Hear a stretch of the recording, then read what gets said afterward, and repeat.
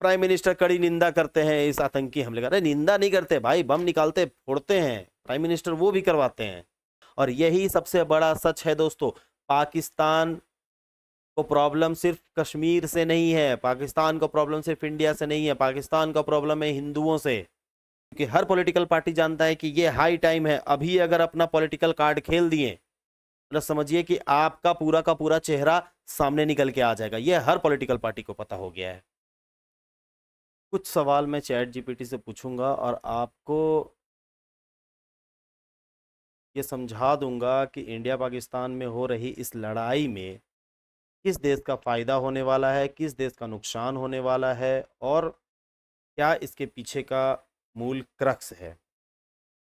नमस्कार दोस्तों, मैं हूं झा जी और आप देख रहे हैं झा जी जंक्शन।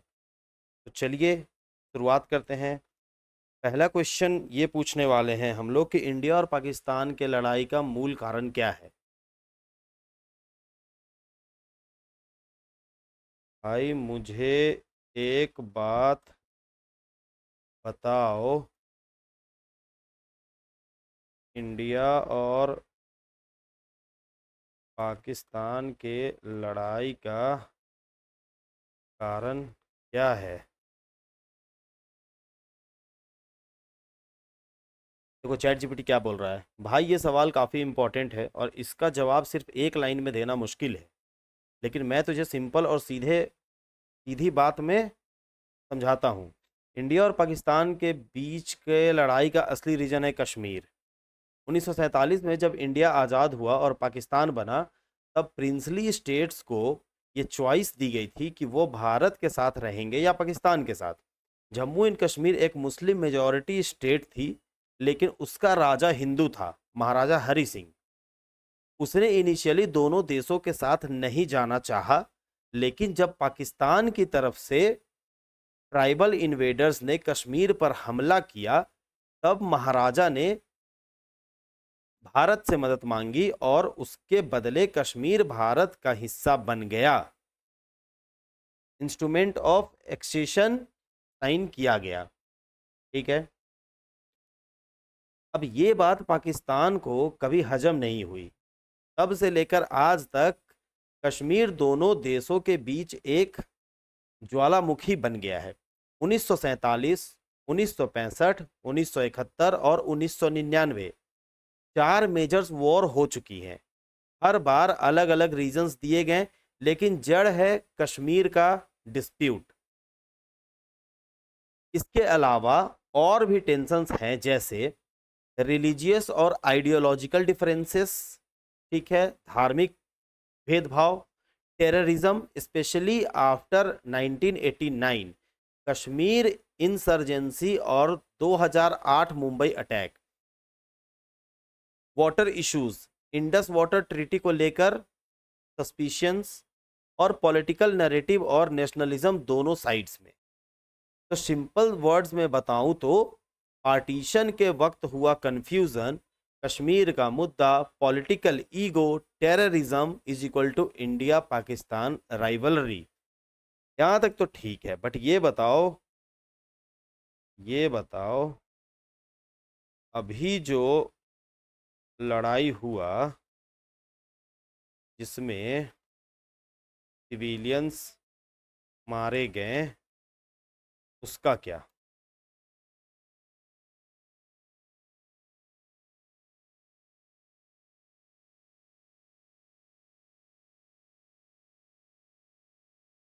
देखो चैट जीपीटी अब रिप्लाई क्या दे रहा है। ये पॉडकास्ट समझो दोस्तों इसको, ये मैं सवाल कर रहा हूँ, चैट जीपीटी जवाब दे रहा है, फिर अपन एनालाइज करेंगे दोनों बैठ करके, हम और आप, ये सही बोलता है गलत बोलता है क्या बोलता है। अब देखो क्या बोलता है कि भाई जो अभी इंडिया और पाकिस्तान के बीच जो लड़ाई हुई उसके बारे में बताता हूँ। शुरुआत कैसे हुई। 22 अप्रैल 2025 को जम्मू एंड कश्मीर के पहलगाम में एक टेररिस्ट अटैक हुआ, जिसमें 26 हिंदू टूरिस्ट की जान गई।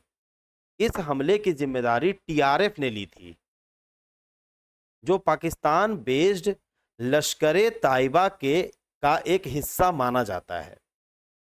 अब इंडिया का जवाब क्या हुआ। इंडिया का जवाब इसमें हुआ ऑपरेशन सिंदूर। इस अटैक के बाद 7 मई 2025 को इंडिया ने ऑपरेशन सिंदूर लॉन्च किया, जिसमें पाकिस्तान और पाकिस्तान ऑक्यूपाइड कश्मीर में टेररिस्ट कैंप्स पर मिसाइल स्ट्राइक्स की गई। इंडिया स्पेसिफिकली टेररिस्ट कैंप पे मिसाइल स्ट्राइक किया, ठीक है। इंडिया का कहना था कि ये स्ट्राइक सिर्फ टेररिस्ट इंफ्रास्ट्रक्चर पर थी, लेकिन पाकिस्तान ने दावा किया कि इसमें सिविलियंस एरिया भी टारगेट हुए।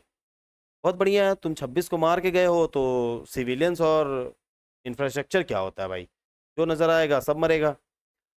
उसके बाद देखो पाकिस्तान का पलटवार, ऑपरेशन बुनियान उन मरसूस। इसके जवाब में पाकिस्तान ने ऑपरेशन बुनियान उन मरसूस लॉन्च किया, जिसमें उन्होंने इंडियन मिलिट्री बेस पर अटैक किया। इंडिया का कहना है कि अटैक में उनके सिविलियन एरिया भी नुकसान में आए। ओके, अब कैजुअलिटीज क्या क्या हुआ और नुकसान क्या क्या हुआ। पाकिस्तान का कहना है कि 31 सिविलियंस की मौत हुई है और 46 लोग घायल हैं। इंडिया का कहना है कि 15 सिविलियंस जिसमें 4 बच्चे भी शामिल हैं, उनकी मौत हुई है और 43 लोग घायल हुए हैं। अब ये सोर्सेस दोस्तों विकिपीडिया के हैं। अब ये विकिपीडिया दोस्तों कौन ऑपरेट करता है, ये एक बहुत बड़ा कंसर्न होगा इस इंफॉर्मेशन को सही मानने के पीछे। बट अगर इसको सही मानो या ना मानो, वॉर में दोनों तरफ से लोग तो मरे हैं, लेकिन इसमें फायदा बस ये हुआ है कि इंडिया ने ये साबित कर दिया है कि भाई अब हम लोग चुप नहीं बैठने वाले हैं। सीज फायर और आगे की स्थिति, 10 मई को दोनों देशों ने सीज फायर की घोषणा की, लेकिन उसके बाद भी दोनों तरफ से सीज फायर वायलेशंस के आरोप लगे हैं। दोनों तरफ से नहीं लगे हैं, पाकिस्तान ने ही किया है। ये घटनाएं दिखाती हैं कि इंडिया और पाकिस्तान के बीच टेंशन कितने ज्यादा हैं और इसे दोनों देशों के सिविलियंस को कितना नुकसान उठाना पड़ता है। ऑल राइट, तो जहां तक अभी तक जो भी चैट जीपीटी बता रहा है ना, तो मोटा मोटी ऐसा नहीं है कि सब कुछ गलत बता रहा है, कुछ सही भी बता रहा है। ठीक है, सीज फायर का वायलेशन हुआ, ये सही बता रहा है। ऑपरेशन सिंदूर हुआ, ये सही बता रहा है। अब पाकिस्तान ने कौन सा ऑपरेशन किया वो तो पता चला नहीं, क्योंकि पाकिस्तान का तो एक भी मिसाइल हम लोग घुसने ही नहीं दिए हैं। अपना तो डिफेंस स्ट्रांग रहा है, तो जब अपना डिफेंस स्ट्रांग है तो इसका तो नाम भी हमको नहीं पता था, ये अभी पता चल रहा है कि क्या है, बुनियान उन मंसूर कुछ मरसूस कुछ तो किया है ये लोग। बट इससे कोई फर्क पड़ता नहीं है दोस्तों, क्योंकि एक भी ना ड्रोन घुसने दिया इंडिया में और ना मिसाइल घुसने दिए इंडिया में। तो जय हिंद हमारे आर्मी ऑफिसर्स और हमारे सभी देशवासियों को भी। अब आगे हम लोग ये समझते हैं कि इस लड़ाई से किस देश को सबसे ज्यादा फायदा होगा, क्योंकि इंडिया को तो कोई फायदा होता दिख नहीं रहा है और पाकिस्तान को कोई फायदा हो नहीं सकता है, क्योंकि उसका चेहरा अब सबके सामने आ चुका है।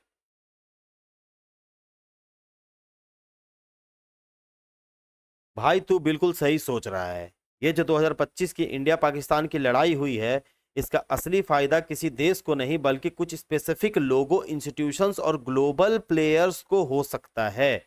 चलो एक एक करके समझते हैं। पॉलिटिकल लीडर्स का इंटरनल फायदा दोनों तरफ। जब देश में पॉलिटिक्स या पॉलिटिकल इनस्टेबिलिटी होती है तो लीडर्स नेशनलिज्म का कार्ड खेलते हैं। इंडिया में ऑपरेशन सिंदूर के बाद एक नेशनल यूनिटी का माहौल बन गया है। गवर्नमेंट को स्ट्रॉन्ग स्टांस दिखाने का मौका मिला, जिससे उनका इंटरनल सपोर्ट बढ़ा। पाकिस्तान में सिविलियन और इकोनॉमिक क्राइसिस से ध्यान हटाने के लिए आर्मी और गवर्नमेंट ने एनिमी इमेज बनाकर लोगों का ध्यान एक्सटर्नल थ्रेट पे ले गया। पॉलिटिशियंस का इंटरनल पॉपुलैरिटी बूस्ट हुआ, चाहे ग्राउंड पे कुछ मिले या ना मिले। ग्लोबल आर्म्स इंडस्ट्री, जब भी ऐसे कॉन्फ्लिक्ट होते हैं वेपन मैन्युफैक्चरर्स की लॉटरी लग जाती है। इंडिया और पाकिस्तान दोनों ने अपने एयर डिफेंस, ड्रोन और मिसाइल्स अपग्रेड किए। ये सब खरीदा जाता है फॉरेन डिफेंस कॉन्ट्रैक्टर से, जिसे हम डिफेंस डिप्लोमेसी भी कहते हैं। तो कंक्लूजन ये निकल के आ रहा है कि वेपन बेचने वाले देश और कंपनीज ने पैसा ही पैसा कमाया। ये बात तो एकदम सही है। मीडिया हाउस और टीआरपी वाले लोग, न्यूज चैनल ने पेट्रियोटिज्म, वॉर हिस्ट्रिया और इमोशन के बीच एक टीआरपी कमाई। यूट्यूब और सोशल मीडिया पे भी नेशनलिज्म या एंटी पाकिस्तान कंटेंट वायरल हुआ। जहां जनता इमोशनल थी वहां मीडिया ने उसे बिजनेस बना लिया। तो इंडिया को रियल में क्या मिलेगा? कश्मीर टेररिज्म का कुछ इंफ्रास्ट्रक्चर डेफिनेटली डिस्ट्रॉय हुआ है, और ये सच है। 28 जगहों पे इंडिया ने हमला करके कश्मीर, जो पाकिस्तान ऑक्यूपाइड कश्मीर है या फिर पाकिस्तान है, उसमें जहां पे भी से भी टेररिस्ट ऑपरेशंस ये लोग कंडक्ट करता था, उन सबको डिस्ट्रॉय किया है। लेकिन सिविलियंस की तो जान गई, बॉर्डर एरिया में टेंशन बढ़ा, इकोनॉमी पे बर्डन आया। इंटरनेशनली इंडिया ने अपना स्ट्रॉन्ग स्टैंड रखा है, लेकिन लॉन्ग टर्म सॉल्यूशंस नहीं मिला। और ये इंडिया पाकिस्तान के केस में अभी लॉन्ग टर्म सॉल्यूशंस मिलेगा भी नहीं जब तक इंडिया को। अब पाकिस्तान को क्या मिला इससे? हम लोग को क्या नहीं मिला है? पाकिस्तान को क्या मिला? चैट जीपीटी बोल रहा है कुछ नहीं मिला है। और सही बात है भाई, कुछ नहीं मिला है पाकिस्तान को। उल्टा दुनिया के सामने और बदनाम हुआ, इकोनॉमिक सैंक्शन का खतरा और इंटरनल इन स्टेबिलिटी और बढ़ी। ये बात तो एकदम सही है, पाकिस्तान को तो कुछ भी नहीं मिला, और ये चैट जीपीटी भी बोल रहा है। अब देखते हैं हम लोग आगे, एक और सवाल पूछते हैं। माना कि इंडिया को कोई नुकसान नहीं हुआ है, सॉरी, मतलब माना कि इंडिया को कोई फायदा नहीं हुआ इस लड़ाई से इकोनॉमिकली, लेकिन जब इंडिया में धर्म पूछ करके मारा गया हिंदुओं को, तो क्या इस लड़ाई से कोई फायदा नहीं हुआ? अब देखते हैं चैट जीपीटी क्या बोलता है। भाई तूने जो पॉइंट उठाया है, जब धर्म पूछकर मारा गया हो तो क्या जवाब देना गलत है? ये सिर्फ पॉलिटिकल या इकोनॉमिक मुद्दा नहीं है, ये इमोशनल, सामाजिक और धार्मिक सेल्फ रिस्पेक्ट का भी सवाल है। हम मान गए थे, हम और आप व्यूअर्स दोनों मान गए थे कि जो चैट जीपीटी बोल रहा है वो सही बोल रहा है। लेकिन अब देखो, अब जो ये निकल के आया ना, ये है सार। क्या कह रहा है कि जब धर्म पूछ करके मारे गए हो तो क्या जवाब देना गलत है? बिल्कुल नहीं। ये इमोशनल, सामाजिक और धार्मिक सेल्फ रिस्पेक्ट का भी सवाल है, वो भी तो इंपॉर्टेंट है। अब पढ़ते हैं ये क्या दे रहा है हम लोग को। 22 अप्रैल 2025 को जो पहलगाम अटैक हुआ, जिसमें हिंदू यात्रियों को नाम, जात और धर्म पूछकर मार दिया गया, उसने पूरे देश को झटका दिया। ये बात तो एकदम सही है भाई। इसने सिर्फ लोगों का खून नहीं उबला, बल्कि ये दिखाया कि पाकिस्तान बैक्ड टेररिज्म अब भी अपनी मेंटेलिटी से बाज नहीं आ रहा है। और यही सबसे बड़ा सच है दोस्तों। पाकिस्तान को प्रॉब्लम सिर्फ कश्मीर से नहीं है, पाकिस्तान को प्रॉब्लम सिर्फ इंडिया से नहीं है, पाकिस्तान का प्रॉब्लम है हिंदुओं से। इसके बाद इंडिया ने ऑपरेशन सिंदूर लॉन्च करके क्लियर मैसेज दिया, अगर तुम धर्म के नाम पे मारोगे तो हम टेररिस्ट कैंप को जमीन में गाड़ देंगे। इंडिया ने अभी तक गरिमा बरकरार रखी और सिविलियंस पे अटैक नहीं किया पाकिस्तान के, क्योंकि ये हिंदुस्तान के ना, हिंदुस्तान वासियों, ये हिंदुस्तान के अंदर है ये चीज कि इनोसेंस को जल्दी मारना प्रेफर नहीं करते हैं हम लोग। पर जब पानी सर से ऊपर उठ जाता तो फिर पहचानते भी नहीं है। अब फायदा क्या हुआ? देश के अंदर एकता और रिजॉल्व बढ़ा, बिल्कुल एकता बढ़ा भाई। कोई भी पॉलिटिकल पार्टी ऐसा अभी तक नहीं मेरे को देखने में मिला है जो इस एक्शन के बदले में सपोर्ट ना कर रहा हो, क्योंकि हर पॉलिटिकल पार्टी जानता है कि ये हाई टाइम है। अभी अगर अपना पॉलिटिकल कार्ड खेल दिए मतलब समझिए कि आपका पूरा का पूरा चेहरा सामने निकल के आ जाएगा। ये हर पॉलिटिकल पार्टी को पता हो गया है। हिंदू समाज को लगा कि अब गवर्नमेंट सिर्फ कड़ी निंदा नहीं करती है, कुछ करती भी है, जो कि हमारे आप सबके मन में यह सवाल है कि हर बार लड़ाई होता है, हर बार आता है, मार के चला जाता है, हम लोग कड़ी निंदा कर देते हैं। हम लोग प्राइम मिनिस्टर कड़ी निंदा करते हैं इस आतंकी हमले का। अरे निंदा नहीं करते भाई, बम निकालते फोड़ते हैं प्राइम मिनिस्टर, वो भी करवाते हैं। टेरर ग्रुप्स को सिग्नल मिला कि अब कुछ भी अनचैलेंज्ड नहीं चलेगा। बात सही है, टेरर ग्रुप्स को ये समझ में आना चाहिए कि अगर एक पॉइंट तुम एक कदम बढ़ाओगे, 3 कदम हम तुम्हारा काट देंगे बाबू। ये साइकोलॉजिकल और मोरल विक्ट्री भी है, जिसका कोई जीडीपी में नंबर नहीं होता, पर सेल्फ रिस्पेक्ट और डिटेरियंस में असर जरूर होता है। अब देखो दूसरा पॉइंट क्या है, ग्लोबल ऑप्टिक्स और पॉलिटिकल मैसेजिंग।